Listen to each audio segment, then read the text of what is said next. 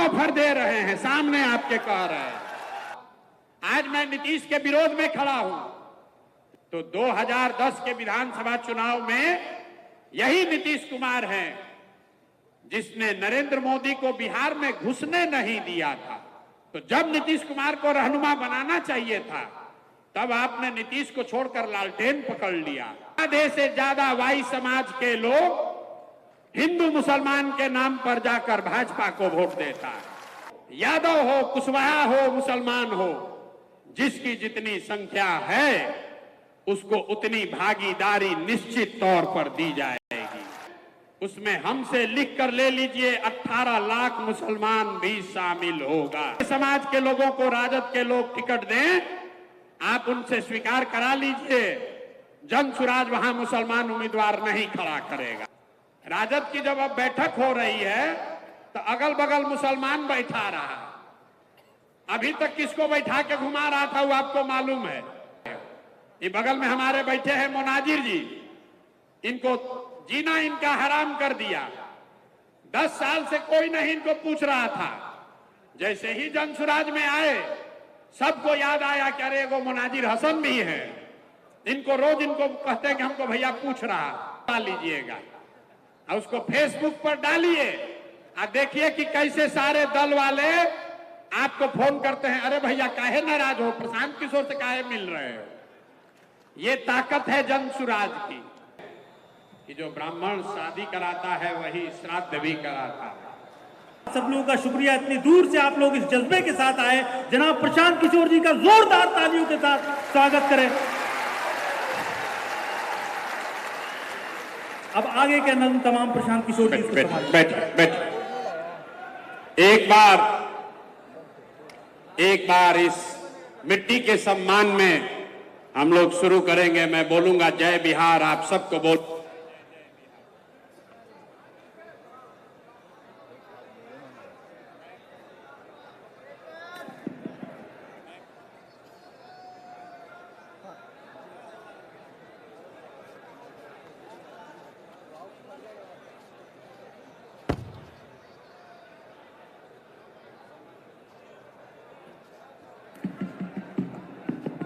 मैं एक बार, भाई तुम माइक में बाधा चेंज मत करो। आप बैठिए भैया, काहे खड़े हैं, पीछे जगह खाली, यहां भीड़ कर रहे हैं। मैं एक बार बोलूंगा जय बिहार, आप सबको बोलना है जय जय बिहार, जय बिहार। इतनी ही ताकत है क्या? आपने तो नाम हंसा दिया, जय बिहार। और ऊपर के लोग झारखंड में नहीं रहते हैं, आपको भी बोलना है जय बिहार, जय बिहार। शुक्रिया आपका सबका यहां समय निकाल कर आने के लिए। आप इस मशवरे के मजलिस में आप समय निकाल कर आए हैं, इसके लिए अपने भाई, अपने मित्र प्रशांत किशोर की ओर से आदाब स्वीकार कीजिए। ये मशवरे की महफिल मजलिस है, राजनीति का मजलिस नहीं है। मुसलमानों को मशवरे की जरूरत क्या है, क्यों इस मजलिस की जरूरत है, इसको समझने की बात है। आखिर इस मजलिस को क्यों आहूत किया गया है? हम तो गांव-गांव जाकर आपसे मिल ही रहे हैं, फिर आपको इतना कष्ट देकर आपके गांव से, आपके शहर से वापस यहां क्यों बुलाया गया है? ये इसलिए कि आज अगर किसी कौम को सबसे ज्यादा मशवरे की जरूरत है तो वो देश का, बिहार का मुसलमान है। ये बात हम खुद से नहीं कह रहे, ये पैगंबर साहब ने आपको बताया। जब आगे का रास्ता न दिखे, जब आगे का रास्ता न दिखे तो मशवरे में खैर है, मशवरे में खैर है। इसलिए आज आपको ये तकलीफ दी है। आपको यहां पर दावत दिया है, आपको बुलाया है। मुसलमानों को मशवरा इसलिए करना है कि आपके हदीस में जो बात आपको बताई गई, पैगंबर साहब के हवाले से जो बात बताई गई कि मुसलमानों की ये जिम्मेवारी है, सही मुस्लिम सही बुखारी में ये आपकी जिम्मेवारी बताई गई अपने बच्चों के साथ इंसाफ करने की। और आज आपको मशवरे की जरूरत इसलिए है कि देश में आधे से ज्यादा मुसलमान चाहकर भी अपने बच्चों के साथ इंसाफ नहीं कर पा रहे हैं। आपको ये आपके हदीस में बताया गया है, अपने बच्चों की तालीम की, तरबियत की, पढ़ाई की, परवरिश की आप वो नहीं कर पा रहे। तो मशवरा इसलिए करना है कि इस व्यवस्था को कैसे सुधारा जाए ताकि मुसलमान होने के नाते आप अपने बच्चों के साथ इंसाफ कर सकें।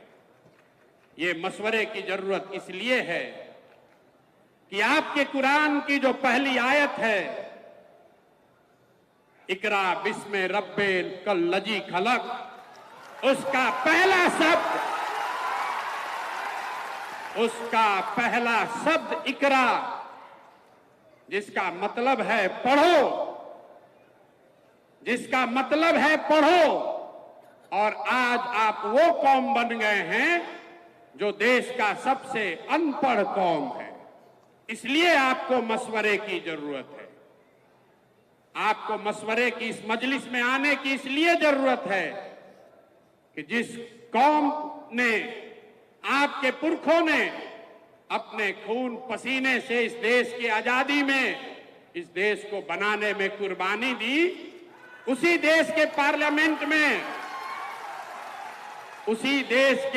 पार्लियामेंट से ऐसे कानून बनाए जा रहे हैं जिससे मुसलमानों का एक बड़ा वर्ग अपने आप को असहज महसूस कर रहा है।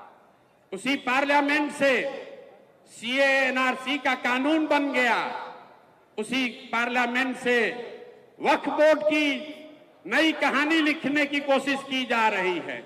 इसलिए यह मशवरे का वक्त है।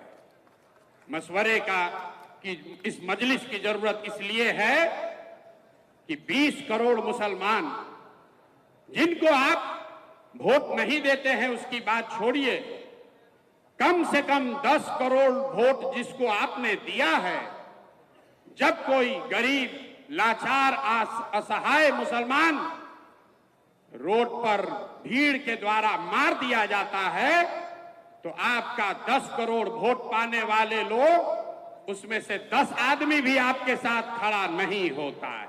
इसलिए मशवरे की जरूरत है। इसलिए ये आज मजलिस बुलाई गई है। इसलिए ये मजलिस बुलाई गई है कि मिलकर मशवरा करके कोई ऐसा रास्ता निकालें कि इन बातों पर अमल किया जा सके। मैं प्रशांत किशोर आपका नेता नहीं हूं, मैं आपका रहनुमा न हूं, न होने का दावा करता हूं। जन सुराज कोई दल नहीं है, जन सुराज दल नहीं है। जन सुराज वो व्यवस्था है, वो सोच है कि इन सारे मशवरे के बाद जो चीज तय की जाए उसको ईमानदारी से जमीन पर अमल किया जा सके। इसलिए आज आपको बुलाया है। मैं वही प्रशांत किशोर हूं जिसने नरेंद्र मोदी को 2014 में चुनाव जीतने में मदद किया था। उस नजरिए से यहां बैठे हुए बहुत सारे मुसलमान भाई ये कह सकते हैं कि जिस लड़के ने, जिस शख्स ने नरेंद्र मोदी की मदद की है, उसके साथ उसको अपना साथी बनाकर कैसे चले। बात तो ठीक है, मोदी को हमने बनाया नहीं है, लेकिन वहां पहुंचने में अपना कंधा जरूर लगाया है। लेकिन अगर आप मेरे परिचय का ये हिस्सा जानते हैं कि 2014 में हमने मोदी को जिताने में कंधा लगाया है, तो यहां बैठे हुए बहुत सारे शख्स ये भी जानते हैं कि 2015 से 2021 तक इस देश में मोदी और भाजपा जहां कहीं भी चुनाव हारे हैं, हराने वाला दल और नेता कोई भी हो, उन नेताओं और दलों के पीछे भी इसी प्रशांत किशोर ने कंधा लगाया है। ये मेरा परिचय है, इसको जान लीजिए। ये परिचय का दोनों पहलू है, इसको अपने कसौटी पर कस लीजिए। आंख बंद करके भरोसा मत कीजिए। मैं यहां आया हूं इस मजलिस में आपको ये कहने कि जन सुराज क्या है, आपकी बदहाली की फटहाली की चर्चा करने आया हूं। उसके कारण बताऊंगा, लेकिन उसके साथ साथ आपको उससे निकलने का रास्ता भी दिखाऊंगा। अगर आपको वो समझ में आए तो आप बिल्कुल इसको अपनाइए, न समझ में आए तो आपसे मेरा कोई शिकवा शिकायत नहीं है। ये वोट मांगने का अभियान नहीं है। मुझे कुछ साथियों ने कहा है कि ये जब आप कहते हैं कि मुझे मुसलमानों का वोट नहीं चाहिए तो मुसलमानों को बहुत बुरा लगता है। हम फिर से दोहरा रहे, मेरे भाई, मुझे आपका वोट नहीं चाहिए, मुझे आपकी दुआ चाहिए, इसलिए यहां आए। वोट लेने वाले तो तमाम देश में बैठे हुए हैं, हम आपकी दुआ लेने आए और आपकी दुआ से बिहार में वो व्यवस्था बनाएंगे कि जो चीज आप वर्षों से, दशकों से अपने बच्चों के लिए करना चाहते हैं, वो करके आपको दिखाया जाएगा। और एक और भरोसा रखिए, जो लोग भी प्रशांत किशोर को जानते हैं, अगर हमने आपकी मदद से, आपके दुआओं से बिहार में ये व्यवस्था बना दी तो लिख के रखिए, ये बिहार से शुरू हो रहा है लेकिन बिहार में रुकेगा नहीं। ये रुकने वाला नहीं है, इसलिए आपको आज दावत देकर बुलाया है। सबसे पहले ये आप समझिए कि मुसलमानों की इतनी दुर्दशा है क्यों। जो आदमी, जो वक्ता खड़ा होता है, तकरीर करता है, वो यही बताता है मुसलमानों को किसने ठगा, मुसलमानों को सबने ठगा, हम लोग की हालत बहुत खराब है, कैसे इससे बाहर निकलें। आप में से कोई लोग कांग्रेस को दोषी बता रहे हैं, कुछ लोग बता रहे हैं कि लालू जी ने ठग लिया, कोई नीतीश को दोष दे रहा है, भाजपा को तो लोग बता ही रहे हैं। लेकिन जो मैं बात गांव-गांव में घूमकर कहता हूं, मैं आपको बता रहा हूं मुसलमानों की बदहाली क्यों है। मुसलमानों की ये बदहाली इसलिए है कि आपके कौम में पैगंबर साहब ने बताया कि जिस कौम को अपने रहनुमाओं की समझ न हो, उसके ऊपर जालिम हुक्मरानों को मुसल्लत कर दिया जाता है। ये हम नहीं कह रहे, ये हम नहीं कह रहे, ये तो बात पैगंबर साहब ने कही है। अगर आपको लगता है कि जो भी हुक्मरान है, किसी दल का हो, कोई भी व्यक्ति है, अगर वो जालिम है या आपके बच्चों की चिंता उसको नहीं है, तो बात अगर पैगंबर साहब ने कही है तो वो गलत नहीं हो सकती है। आधा बात मत पढ़िए। आपके ऊपर जालिम हुक्मरान कब बैठाए जाएंगे? जब आप गलत रहनुमाओं का चुनाव करेंगे। तो आपने पीछे जिसको भी चुना, उसको चुनने में जो गलती हुई, उसी वजह से आज आपकी ये बदहाली है।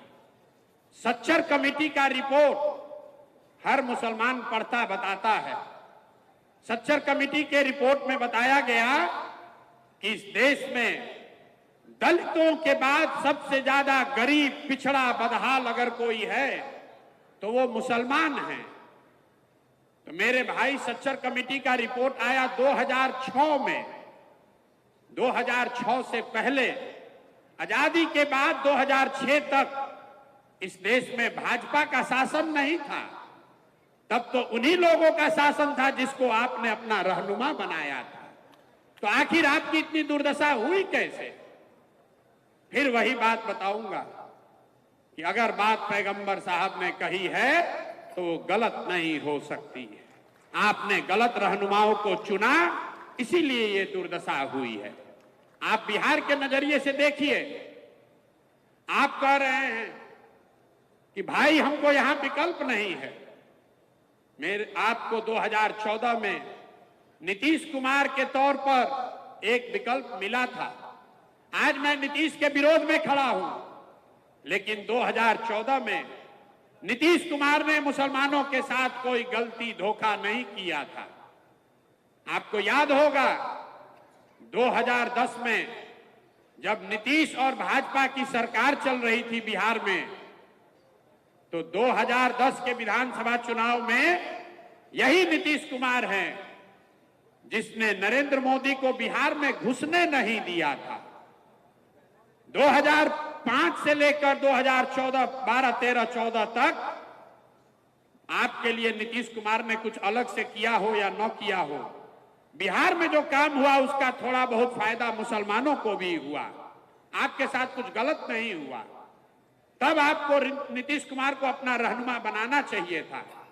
ये वही नीतीश कुमार हैं जो 2014 में 13 में जब मोदी जी को प्रधानमंत्री का चेहरा बनाया गया तो गठबंधन से, भाजपा से अलग हो गए। लेकिन वही नीतीश कुमार जब 2014 में लोकसभा चुनाव लड़ने आए तो मुसलमानों ने उनको अपना रहनुमा, अपना रहबर नहीं बनाया। आपने उनकी मिट्टी पलीद करा दी। ये आपकी सोच है। और वही नीतीश कुमार अभी 2 महीना 6 लोकसभा चुनाव के पहले सीएए पर आपके खिलाफ वोट देने के बाद, 2017 में आपको ठगने के बाद, वही नीतीश कुमार फिर जब इंडिया अलायंस में चले गए तब आपको उनको अपना रहनुमा नहीं मानना चाहिए था। लेकिन मुसलमानों को लगा कि नीतीश कुमार अब हमारा नया रहनुमा हो सकता है। तो जब नीतीश कुमार को रहनुमा बनाना चाहिए था तब आपने नीतीश को छोड़कर लालटेन पकड़ लिया। और जब नीतीश पर भरोसा नहीं करना चाहिए था तब आप उसमें रहनुमा खोज रहे थे। इसीलिए आपको दोनों बार ठगना सहन करना पड़ा। अगर आप अपने सही रहनुमाओं का चुनाव नहीं करेंगे तो जीवन में कभी भी आपके पास खुशहाली नहीं आ सकती है। आप चुनाव चाहे जिसका भी कर ले। बिहार में 30-35 साल से आप लोग लालटेन को, लालू जी को, राजद को वोट करते हैं। भाई कोई राजनीति में वोट किसी को क्यों करता है? वोट करने की 3 ही वजह है। एक, आप वोट करते हैं अपने और अपने बच्चों के विकास के लिए। दूसरा, आप वोट करते हैं अपनी राजनीतिक भागीदारी के लिए। तीसरा, आप वोट करते हैं अपने राजनीतिक विरोधी को हराने के लिए। आप छोड़िए जन सुराज की बात, आप इन तीनों पैमानों पर अपने 30 वर्ष के निर्णयों को कसकर देखिए। विकास आपको मिला नहीं। आज बिहार में दलितों के बाद सबसे गरीब और पिछड़ा अगर कोई है तो वो मुसलमान है।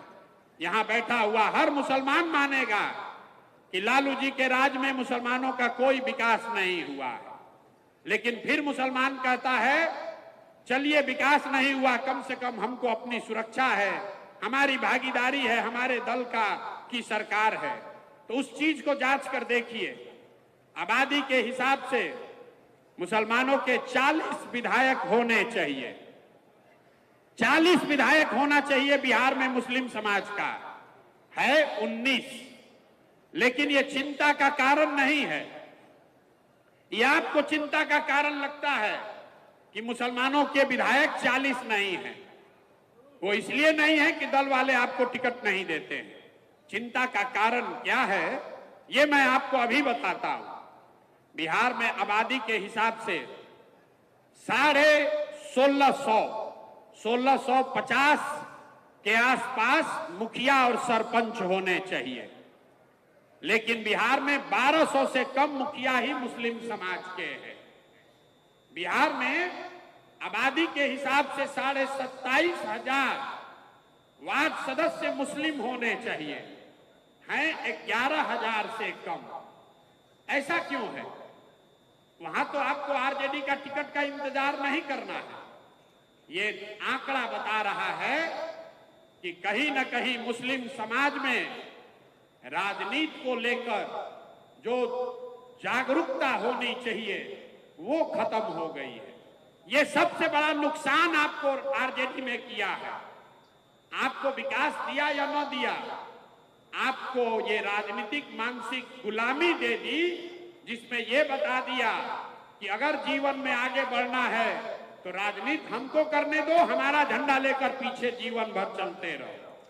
इसीलिए आपके बच्चे विधायक छोड़िए, वो वार्ड सदस्य और मुखिया का चुनाव भी लड़ने का हिम्मत नहीं जुटा पा रहे। तो विकास आपको मिला नहीं, भागीदारी आपके पास है नहीं। सब सुनने के बाद भी मुसलमान कहता है चलिए कम से कम भाजपा को हरा दीजिए, हम लोग की उसी में खुशी है। तो उस नजरिए से भी देखिए, 1990 में जब आपने लालू जी को वोट देना शुरू किया, तब भाजपा का बिहार में 0 सांसद था और देश में 2 सांसद। और आज 30 बरस भाजपा के विरोध में आपके वोट देने के बाद भी इस राज्य में भाजपा गठबंधन का 30 सांसद है और देश में 240। तो भैया आपको विकास मिला नहीं, भागीदारी मिली नहीं और भाजपा को आप हरा पाए नहीं, तो आप क्यों उसी लकीर पर चले जा रहे हैं? इसलिए मशवरे की जरूरत है कि बैठिए, मशवरा कीजिए कि कोई दूसरा रास्ता है या नहीं है। आपको क्या बताया गया? रास्ता न दिखे तो साहिबे अक्ल से जाकर मशवरा करो, साहिबे अक्ल से जो समझदार लोग हैं उनसे जाकर मशवरा करो। लेकिन मुसलमान आज मशवरा नहीं करना चाहता, बैठा हुआ है, वो जद्दोजहद नहीं करना चाहता है। उसको भाजपा का डर दिखाकर ये राजनीतिक बंधुआ मजदूर बना दिया गया है। इसलिए ये जन सुराज की व्यवस्था बनाई जा रही है। अब हम आपको आपकी परिस्थिति पर चर्चा करने के लिए खाली नहीं बुलाए, आपको अभी इससे निकलने का रास्ता भी बताएंगे। आपके सामने अभी आंकड़े से वो रास्ता बताएंगे, आपको खुद दिखेगा कि कैसे आप अपने बच्चों की राजनीति में भागीदारी भी करा सकते हैं, विकास भी कर सकते हैं और भाजपा को मुकम्मल हरा भी सकते हैं। तो जिसको जिसको ये समझना है, अभी तक आप ये जानते हैं कि अगर भाजपा को हराना है तो MY समीकरण चाहिए। यही आपको बताया गया है पिछले 30 साल में। MY समीकरण होगा तो उससे हम लोग भाजपा को हरा देंगे। लेकिन उस सारे समीकरण से आप भाजपा को अभी तक नहीं हरा पाए। ऐसा क्यों? ऐसा इसलिए कि अब MY समीकरण कहीं बचा ही नहीं है। अब समीकरण है YM। जहां Y खड़ा होता है वहां पर मुकम्मल M समाज के, मुसलमान समाज के लोग उसको वोट देते हैं। लेकिन जैसे ही मुसलमान खड़ा होता है तो आधे से ज्यादा Y समाज के लोग हिंदू मुसलमान के नाम पर जाकर भाजपा को वोट देता है। अब तुरंत कोई कहेगा कि ये तो यादव लोग हमको धोखा दे रहे हैं। नहीं, ये यादवों की गलती नहीं है। अगर ये समीकरण आप सवर्ण के साथ, ब्राह्मण के साथ, दलित के साथ, कुशवाहा के साथ बना लीजिए तो भी यही होगा। जब वो खड़े होंगे तो आप उसको मुकम्मल वोट दीजिएगा। लेकिन जैसे ही आप खड़े होइएगा तो विचारधारा की तलवार से आधा लोग उसमें कट के हिंदू मुसलमान के नाम पर आपके खिलाफ में वोट करेगा। ऐसा क्यों है? ऐसा इसलिए है कि एक आंकड़ा याद रखिए, इस देश में भाजपा को 36% वोट आया है। इस देश में हिंदू रहते हैं 80%। ध्यान से इसको सुनिए, 80% इस देश में हिंदू रहते हैं और भाजपा को 36-37% वोट आया है। इसका मतलब है कि करीब करीब आधे हिंदू आज भाजपा को वोट नहीं दे रहे, भाजपा को वोट दे रहे हैं। जो लोग भाजपा को वोट दे रहे हैं वो किसी एक जाति के नहीं हैं, वो सभी जातियों में हैं। इसका उदाहरण देखिए, बिहार में भाजपा को मोदी जी को वोट पड़ा है, लेकिन मोदी जी के जाति का कोई आदमी बिहार में नहीं रहता। वो लोग जो मोदी और भाजपा को बिहार में वोट देते हैं, वो हिंदू मुस्लिम के विचारधारा से प्रभावित होकर उनको वोट देते हैं। इसी आंकड़े में आगे का रास्ता छुपा हुआ है।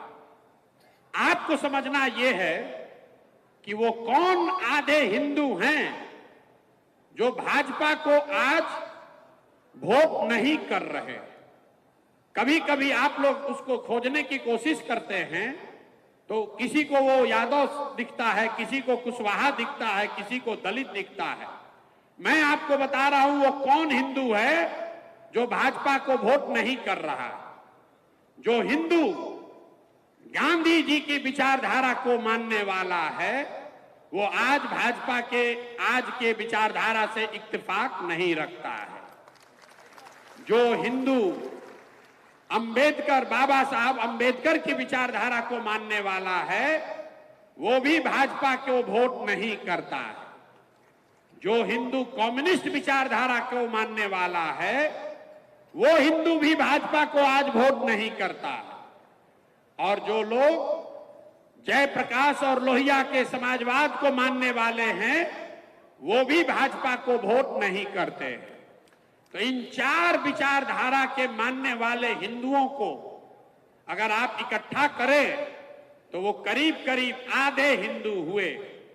तो राजनीतिक सफलता का जो मंत्र है, ये विचारधारा के आधार पर इन चार विचारधारा के मानने वाले हिंदुओं के साथ अगर 20% मुसलमानों का सामाजिक राजनीतिक गठजोड़ बना दिया जाए तो आप हुए 60, भाजपा हुई 40 और पूरा मुकम्मल उनको राजनीतिक शिकस्त दी जा सकती है। इसी विचारधारा पर, इसी फॉर्मूले पर यह जन सुराज की नींव रखी गई है कि जाति के आधार पर नहीं, धर्म के आधार पर नहीं, विचारधारा के आधार पर जो लोग आज भाजपा से लड़ना चाहते हैं, उनके साथ सामाजिक राजनीतिक गठजोड़ अगर मुस्लिम समाज के लोग बना दें तो आपको हर चुनाव में सफलता मिलनी ही मिलनी है। यहीं पर ओवैसी साहब जो कह रहे हैं और जनसुराज जो कह रहा है, यही फर्क है। ओवैसी साहब ये कह रहे हैं कि मुसलमानों को अपने पैर पर खड़े होकर अपना राजनीतिक वजूद बनाने के लिए लड़ाई लड़नी चाहिए।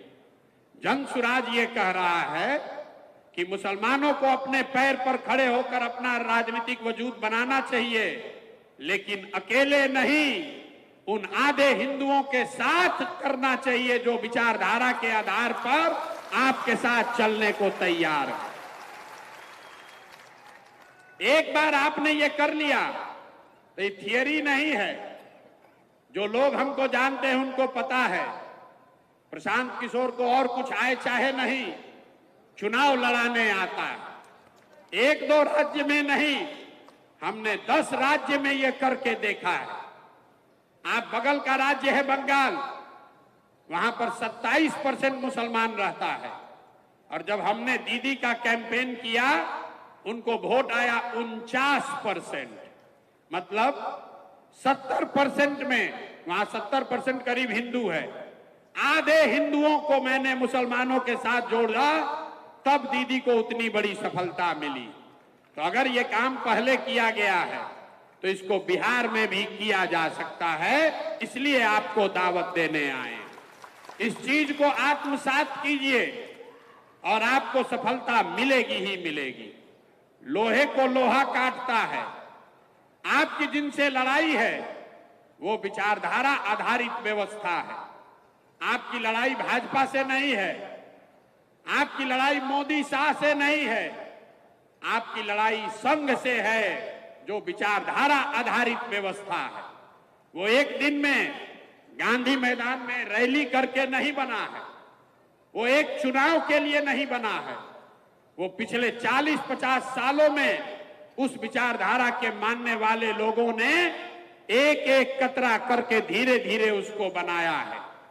तो अगर संघ की विचारधारा से लड़ना चाहते हैं तो उसका एक ही हथियार है, महात्मा गांधी की विचारधारा को पुनर्जीवित किया जाए। वही एक धारा है, दूसरा कोई उपाय नहीं है। तो जन सुराज वही प्रयास है। महात्मा गांधी की विचारधारा को फिर से पुनर्जीवित किया जाए, जिसमें गांधी, अंबेडकर, कम्युनिस्ट और समाजवाद को मानने वाले लोग मुसलमानों के साथ मिलकर सामाजिक राजनीतिक ऐसा गठजोड़ बनाए जिसको कोई चुनाव में हरा नहीं सकता है। इसीलिए मैं रोज कहता हूं कि जीतेगा जन सुराज ही, जीतेगा जन सुराज ही। जब मैं कहता हूं मुसलमानों का वोट नहीं चाहिए, उसके पीछे भी यही सोच है। हम कितना भी समझा लें, अगर आप हमको वोट नहीं भी दीजिएगा तो भी जो ये विचारधारा के आधार पर हिंदू लड़ रहे हैं आज भाजपा से, वो जन सुराज के हिस्सा हैं और उनकी ताकत से, उनकी मदद से आपको निश्चित तौर पर बिहार में अगले साल जीत कर हम दिखाएंगे। अगर आपने तय किया, अगर आपने तय किया, आपने अपना कंधा लगाया, तो निश्चित तौर पर यह लड़ाई हमारे लिए थोड़ी आसान हो जाएगी। लेकिन अगर आप तय नहीं कर पाए, आपने हमको साथ देने का भी मन नहीं बनाया, तो भी आपसे हमको कोई शिकवा शिकायत नहीं है। जीतने के बाद आपको फिर से निमंत्रण देंगे, फिर से बुलाएंगे और फिर से आपसे आग्रह करेंगे कि हमारे साथ चलिए। उस समय भी आपको साथ लेकर चलेंगे। फर्क बस इतना है कि जब चुनाव जीतने के बाद आपको बुलाएंगे तो ये जो 2 बरस आपने कंधा नहीं लगाया, इसका आपसे हर्जाना पूरा वसूलेंगे। इसका हर्जाना वसूलेंगे भाई, मुफ्त में कुछ नहीं मिलता है। आज साथ में चलिएगा तो कोई हर्जाना नहीं है। जीतने के बाद आइएगा तो इसी सभागार में, आपके गांव में, जहां पर भी आपको साथ लेकर चलने आएंगे, वहां पर अपने खर्चा से सेवई का व्यवस्था करके रखिएगा जरूर, क्योंकि जीत के खुशी का सेवई भी आपसे ही खाएंगे और फिर आपको साथ लेकर चलेंगे। तय आपको करना है। अभी साथ में चलना है, लब्बैक अभी कहना है कि चुनाव के बाद कहना है? लब्बैक अभी कहना है कि चुनाव के बाद कहना है? जरा एक बार हाथ उठाकर बताइए। हाथ उठाकर जिसको लब्बैक कहना है बताइए, खड़े होकर, खड़े होकर बताइए। लब्बैक कहने को तैयार हैं? मान लें? सबको बैठ जाइए। सबने आपको एक दूसरे के साथ देखा है। पूरे मंच को साक्षी रख के, इस सभागृह में बैठे, इस मजलिस में बैठे सबको साक्षी रखकर आपने लब्बैक कहा है। आपने कहा है। लब्बैक इसलिए नहीं कहा है कि जन सुराज को वोट देना है। लब्बैक इसलिए कहा है कि हम लोग मिलके वो व्यवस्था बनाएंगे कि अपने बच्चों के साथ इंसाफ कर सकें। अब एक बार अपने बच्चों के साथ इंसाफ कर सके, ऐसी व्यवस्था बनाने के लिए जो जो लब्बैक कहना चाहता है हाथ उठाइए। उठाइए हाथ फिर से। और लब्बैक कहने को तैयार हैं कि नहीं हैं? आपके बच्चों के साथ इंसाफ होना चाहिए कि नहीं होना चाहिए? होना चाहिए। तो प्रशांत किशोर आपका नेता नहीं है, आपका रहबर रहनुमा नहीं है, लेकिन आपको ये विश्वास दिला रहे हैं कि आप हमको वोट दीजिए या मत दीजिए, आपने हमको दुआ दी है। अब अपने अपने बच्चों को हमारे पास भेजिए, जन सुराज के पास भेजिए। आपके गांव में, आपके पंचायत में, आपके इलाके में कोई भी लड़का, चाहे वो जितने भी गरीब परिवार का हो, अगर उसमें राजनीति की सलाहियत है, अगर वो राजनीति करना चाहता है, उसके पास पैसा नहीं है तो कोई बात नहीं है, उसके पिताजी, उसके घर वाले राजनीति में बड़ा चेहरा नहीं है तो कोई बात नहीं है, पैसे का चिंता, व्यवस्था का चिंता अपने भाई, अपने बेटे प्रशांत किशोर पर छोड़िए, लेकिन उन बच्चों को भेजिए, उन बच्चों को मेरे पास भेजिए, जन सुराज के पास भेजिए। इस पूरे सभा में आपको साक्षी रखकर ये बता रहे हैं, अगर अपने समाज से किसी बच्चे को भेजोगे तो उसको प्रशिक्षित भी मैं करूंगा और जन सुराज के खर्चे पर चुनाव भी निश्चित तौर पर लड़ाऊंगा। ये देखिए खड़ा होकर कह रहे हैं अफाक अहमद, पहली बार बिहार के उच्च सदन विधान परिषद में आपके समाज का कोई आदमी चुनकर गया है। इनको लालू जी ने नहीं भेजा है, कांग्रेस में थे, इन कांग्रेस ने नहीं भेजा है, जन सुराज ने अपने कंधे पर बैठाकर इनको सदन में भेजा है। तो हमको आपसे वोट मांगने बहुत लोग आते हैं, हमने आपसे आपकी दुआ मांगी है और हम आपसे आपके समाज से बच्चे मांग रहे हैं। हर पंचायत से, आपकी 2.5 करोड़ की आबादी है बिहार में, आप हमको हर पंचायत से 5, 7, 10 ऐसे बच्चे निकाल कर दीजिए जिनको राजनीति सिखाया जा सके, जिनको वार्ड सदस्य लड़ाया जा सके, जिनको मुखिया सरपंच बनाया जा सके। अगर उसमें काबिलियत हो तो उसको विधायक भी लड़ाया जाए।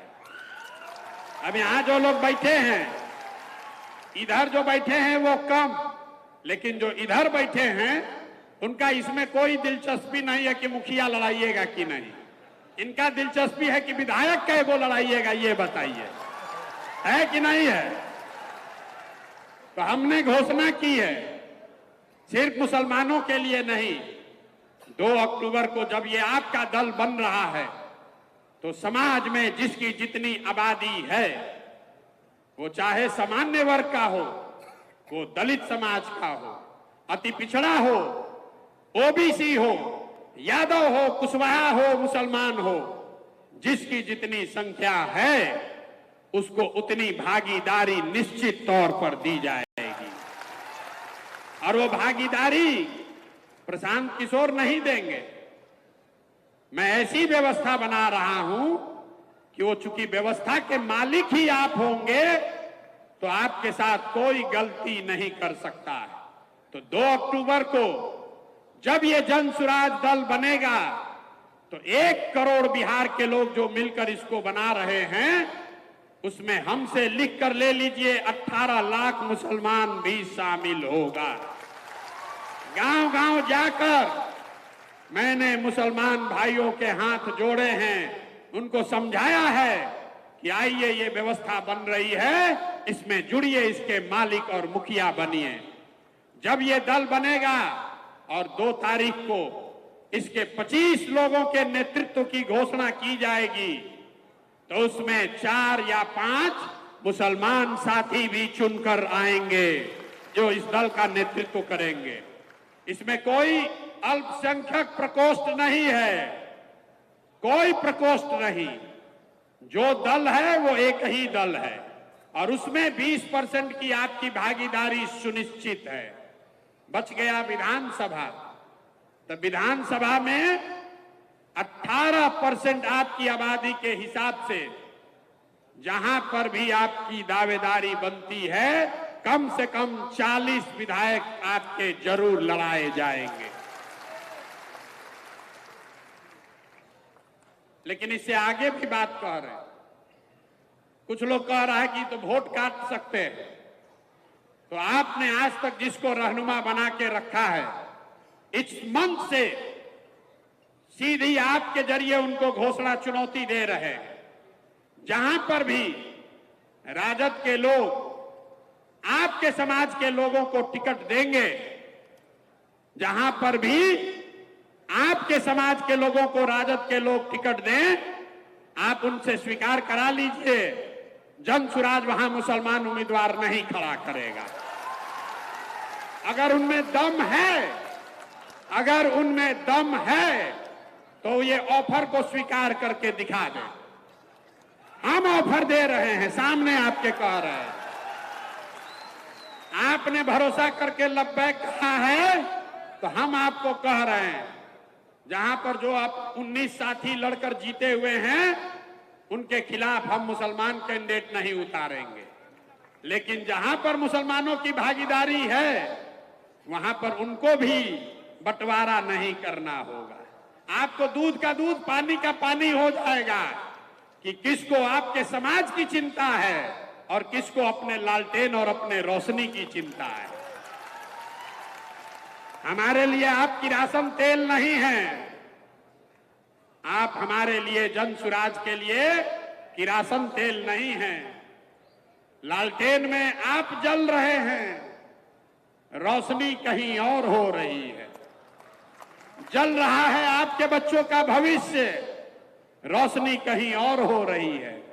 तो मेरे भाई जगिए और इस तरह के मशवरे गांव-गांव में, ये मशवरे की मजलिस, इसका आज आगाज कर रहे हैं।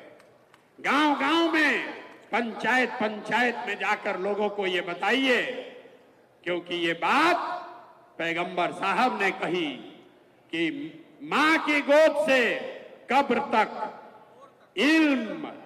इल्म हासिल करने के लिए जरूरत पड़े तो चाइना भी जाओ। आप तो बापू सभागार में आए हैं, आपके अपने समाज में बच्चों के राजनीतिक इल्म की व्यवस्था करने की जिम्मेवारी जन सुराज की है। अगर उसमें क्षमता है तो उसको चुनाव लड़ाने की गारंटी भी जन सुराज की है। और अगर जन सुराज से प्रशांत किशोर चुनाव लड़ा रहे हैं तो 10 वर्ष में आपने देखा है, एक बार जिसका हाथ पकड़कर हमने चुनाव लड़ाया है, जीतना हारना तो ऊपर वाले के हाथ में है, लेकिन लिख कर रखिए कि अगर चुनाव लड़ाएंगे तो सामने वाले का दांत खट्टा करके दिखाएंगे। अब एक दो साथियों का मैं परिचय कराना चाहता हूं। एक साथी अभी 2 दिन पहले जुड़े हैं, मैं चाहूंगा कि 2 मिनट एक बार आप लोग जोरदार तालियों से इनका स्वागत कीजिए और 2 मिनट में इनसे चाहूंगा कि ये बताएं कि 10 वर्षों से संघर्ष के बाद इनकी पार्टी है, क्यों जन सुराज में जुड़ रहे हैं। अस्सलाम वालेकुम एवरीबॉडी। तमाम हाज़रीन मजलिस, आप तमाम लोगों को ये बताते हुए बहुत खुशी हो रही है कि मैं आज जन सुराज का एक हिस्सा बन रहा हूँ। हिस्सा बनने की वजह क्या है वो आप बहुत आसानी से प्रशांत किशोर ने जो कहा आप उसको समझ गए। यही वो वजह है कि आपकी सियासी हिस्सेदारी मिले। वो सारी बातें इन्होंने कह दी, मैं तो सिर्फ एक शेर पे ही इस बात को कह दूंगा कि सब मिटा दे अपनी हस्ती को, अगर कुछ मर्तबा चाहे कि दाना खाक में मिलके गुले गुलजार होता है। सब जन सुराजी बनिए और यहाँ शरीक हो जाइए। यही वो वक्त है, आजादी के बाद पहली बार आपको एक ऐसा मौका मिला है, एक ऐसी पार्टी बन रही है जो आपको बता रही है कि आप आइए, हम आपको आपके आबादी के तनासुब से हिस्सेदारी देंगे। जब आपको आपके आबादी के हिसाब से हिस्सेदारी मिलेगी तो यकीन जानिए वो तमाम मुश्किलें जिसकी वजह से आज आप परेशान हो रहे हैं, आए दिन सीए एनआरसी पे प्रशांत बाबू ने आपको बता दिया, ये तमाम चीजें जो बन रही है, क्यों आज आप जितनी मीटिंग बुला लें कुछ नहीं होने वाला है जब तक आप वहां नहीं पहुंचेंगे। और वहां पहुंचेंगे कब? जब आपके अंदर सियासी सूझबूझ होगी, सियासत करना जानेंगे। वही सियासत जो आज प्रशांत किशोर बता रहे हैं और आपको दावत भी दे रहे हैं कि आप आइए और आके इनसे जुड़िए, सियासत सीखिए। सियासी हिस्सेदारी के बगैर आपको कुछ नहीं मिल सकता। जब तक आप अपने हक के लिए खुद नहीं खड़े होंगे, अपने आप को खुद आगे नहीं बढ़ाएंगे, कोई ताकत आपको नहीं बढ़ा सकती। किसी लालू ने नहीं ठगा, किसी कांग्रेस ने नहीं ठगा, आप ठगे गए। आप अपने घर का मुहाफिज दूसरे को बनाएंगे, आप ठगे जाएंगे। आज जिस तरीके से खुले दिल से कह रहे हैं प्रशांत जी, अगर इस वक्त भी हम नहीं आए और हम नहीं सुधरे तो यकीन जानिए दुनिया की कोई ताकत हमको नहीं सुधार सकती। यही बहुत कह करके मैं अपनी बात खत्म करता हूं और शुक्रिया। मैं इनसे गुजारिश कर रहा हूं कि अपने साथ मुझे जोड़। बहुत बहुत अशफाक साहब का बहुत बहुत धन्यवाद। इन्होंने कहा कि इन्होंने खुले मन से कहा है भागीदारी का। इस देश में भागीदारी की बात पहले भी हुई होगी, हम सिर्फ भागीदारी की बात नहीं कर रहे हैं, हम आपको सिर्फ टिकट नहीं देंगे, आपको अपने खर्चे पर, जनसुराज के खर्चे पर लड़ाएंगे भी। सिर्फ भागीदारी की बात नहीं है। नाम पूरा करने के लिए हारने वाले सीट पर किसी मुसलमान को दे दिया, जिस मुसलमान को दिया उससे भी 2-4 करोड़ रुपया ले लिया। ये सियासत आप देखते आए हैं। हम आपके समाज से भी चोर बदमाश ठग को नहीं खड़ा करना चाहते। आप अपने समाज के सबसे अच्छे, सबसे बेहतर, जिस पर आपका भरोसा है उसको भेजिए। ये चिंता मत कीजिए कि उसके पास चुनाव लड़ने का पैसा है कि नहीं है।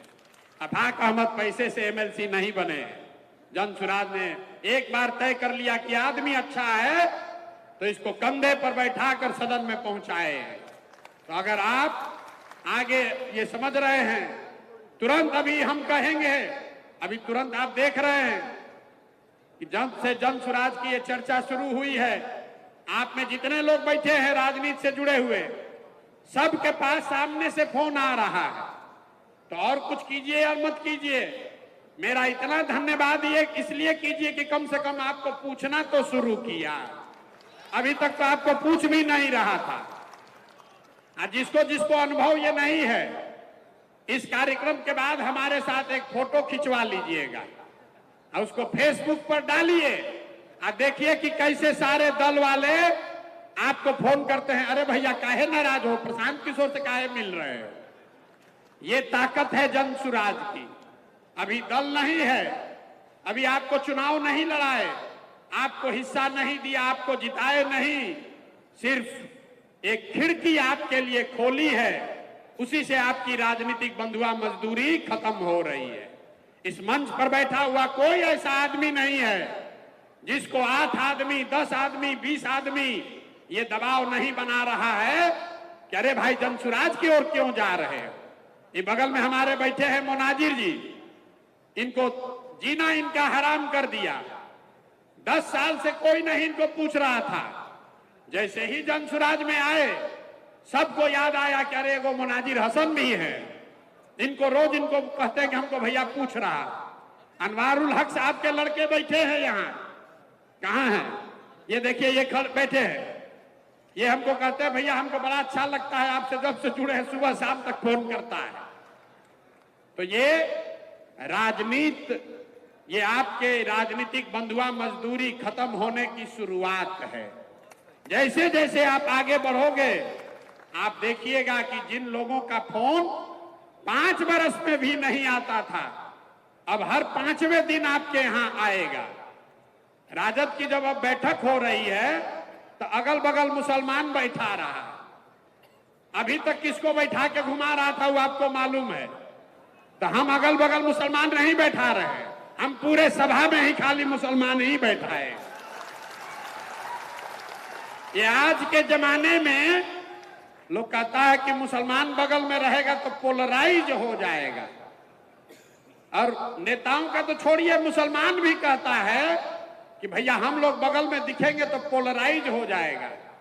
हम आपको खुले मन से कह रहे हैं मीडिया कैमरा के सामने, आप आइए बैठिए हमारे साथ, कोई पोलराइज नहीं होने वाला, कोई नहीं पोलराइज होने वाला है। हम नहीं डरते हैं उससे, बिल्कुल। आपने लब्बैक कहा है तो एक ही वादा आपको कर रहे हैं, जिस ईमानदारी और शुद्धता से इस अभियान को शुरू किया है, जीवन में चाहे कुछ भी हो जाए, उस ईमानदारी और शुद्धता में आंच नहीं आने देंगे। एक पैसा भी आगे पीछे नहीं हो सकता। आपको तय करना है कि आपको ईमानदार प्रयास के साथ चलना है कि मजबूत दिखने वाले प्रयास के साथ चलना है। एक नए पौधे को सींचना है कि पुराने मरे हुए पेड़ को सींचना है। इस पौधे को सींचिएगा तो यही बड़ा होकर फल भी देगा और आपको बुढ़ापे में छाया भी देगा। और नहीं मरे हुए पेड़ में खून भी से भी सींचिएगा तो उसमें न फल लगने वाला है, न उसमें आपको छाया मिलने वाली है। अब 2 मिनट आप यहाँ अलीगढ़ मुस्लिम यूनिवर्सिटी के प्रोफेसर आए हुए हैं हक साहब, मैं उनसे गुजारिश करूंगा कि 2 शब्द अपने रखें। और आप इतनी दूर से आए हैं तो 10 मिनट और रहकर सबकी बात सुनिए, खाली हमारी बात सुनने से नहीं होगा। 2 मिनट हक साहब की बात सुनिए। एक बार जोरदार ताली बजाकर इनका अभिवादन तो कीजिए।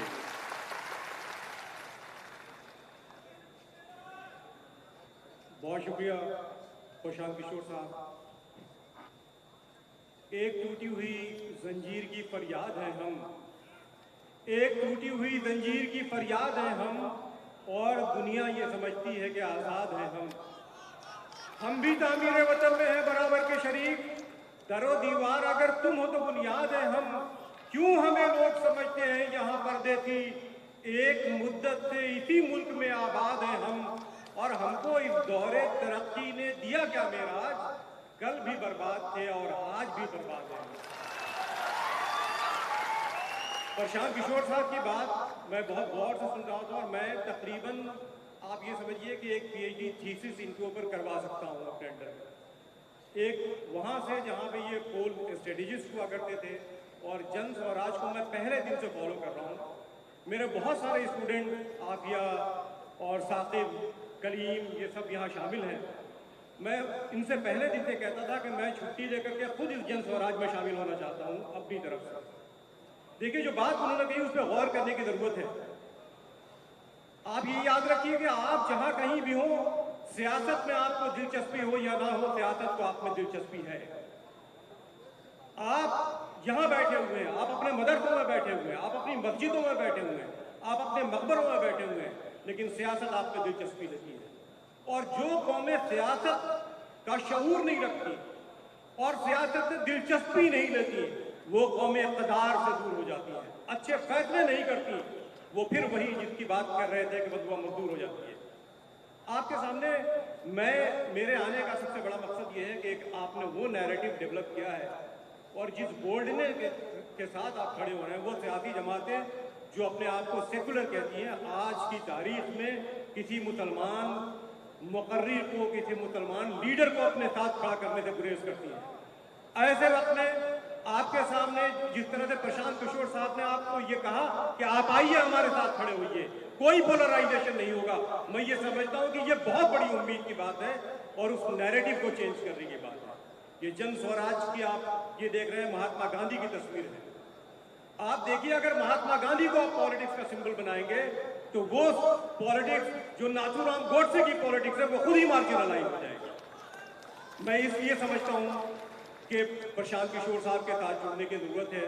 मैं चंद मसाइल की तरफ आपका तवज्जो चाहता हूँ। प्रशांत किशोर साहब, हमें बहुत अफसोस होता है उस वक्त जब सियासी जमातें या पॉलिटिकल लीडर्स मुसलमानों को उन इश्यूज पे खामोश रहते हैं जिन पे बहुत बोलना चाहते हैं। आज हमारा घर से बच्चा अगर निकलता है तो माँ ये सोचती है कि वो ट्रेन में जा रहा है, कहीं कोई पुलिस वाला उसे ये गोली ना मार दे उसका नाम पूछ करके। जब वो घर से निकलता है तो माँ ये सोचती है कि कहीं लिंच, मौत का सामना ना हो जाए। और ये हिंदुस्तान में खुसूसन इस सूबे में भी लिंचिंग हुई है, उस पर जो मुजरिमाना खामोशी, जो क्रिमिनल साइलेंस मेंटेन करते हैं पॉलिटिकल पार्टी के लीडर्स और जो वोट लेते हैं, उनको उनकी मजम्मत करनी चाहिए। दूसरी अहम बात कि हमारे नौजवानों की बहुत बड़ी तादाद में गिरफ्तारियां हो रही हैं, उसमें हम जानते हैं कि वो इनोसेंट हैं। इस पे बहुत सारे ऐसे गार्जियन आपको मिल जाएंगे जो आपसे आपके बताएंगे कि उनको बेजा जेलों में डाल दिया गया है, उनका केस करने वाला कोई नहीं है। नौजवानों की बेजा गिरफ्तारियां मुसलमानों के लिए एक बड़ा मसला बना हुआ है। और उससे सिर्फ ये कि किसी इलाके में कुछ लोग अगर पॉलिटिकल एक्टिविस्ट होते हैं, उन्हें गिरफ्तार करके जब जेल में डाल दिया जाता है तो उस इलाके में नौजवानों का हौसला टूट जाता है और वो फिर अपने आप को विड्रॉ कर लेते हैं। मुझे बहुत खुशी की बात है कि एक बहुत बड़ी तादाद में नौजवान आपके साथ आए। और तीसरी अहम बात कि आपने पॉलिटिकल लीडरशिप दी है। ये जो स्टूडेंट्स की जो जामिया, अलीगढ़ मुस्लिम यूनिवर्सिटी और जवाहरलाल नेहरू यूनिवर्सिटी के ये तलबा व तालबात जिनको आपने पॉलिटिकल लीडरशिप की ट्रेनिंग दी है, मैं ये समझता हूँ कि आने वाले दिनों में ये न सिर्फ बिहार का बल्कि हिंदुस्तान का मुस्तकबिल लिखेंगे। और आखिरी बात मैं ये कहना चाहता हूँ, चूंकि वक्त बहुत कम है, प्रशांत किशोर साहब अपनी बात कह चुके हैं, अब कुछ बोलने की गुंजाइश नहीं है। मैं आखिरी बात आपके सामने ये रखना चाहता हूँ कि देखिए, जो अंबेडकर ने कहा था, डॉक्टर अंबेडकर ने, कि political power is the master की। उन्होंने कहा था कि जो सियासी ताकत है वो मास्टर की है, वो कुंजी है, यानी वो कुंजी से तमाम तरक्की की राहें खुल जाती हैं।